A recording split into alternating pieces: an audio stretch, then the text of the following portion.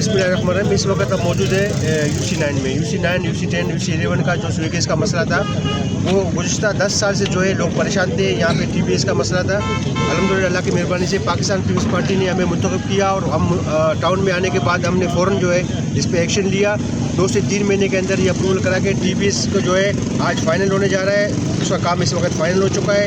इंशाअल्लाह आज रात से ही यहाँ गुलशन सरजानी और पूरे UC9, UC10, UC11 के जितने भी हमारे रहने वाले शरीफ और हमारे जो शहरी हैं, जो हमारे देह इलाके हैं जहाँ गैस मुहैया है, उनको जो है आज रात से इंशाल्लाह प्रेशर के साथ गैस यहाँ मुहैया होगी। ये एक कामयाबी है, मैं समझता हूँ हमारे टाउन के लिए, हमारे दोस्तों के लिए। इसमें हमारे टाउन के चेयरमैन, वाइस चेयरमैन, काउंसलर हज़रात और हमारे इलाके के मौजूदीन, हमारे UC के ज़िम्मेदार, हमारे टाउन के ज़िम्मेदार, हमारे PS के ज़िम्मेदार, तमाम दोस्तों का मैं शुक्रिया अदा करूँ जिनके ताउन से आज ये काम अपने पाए तकमील तक पहुँचा। बहुत शुक्रिया।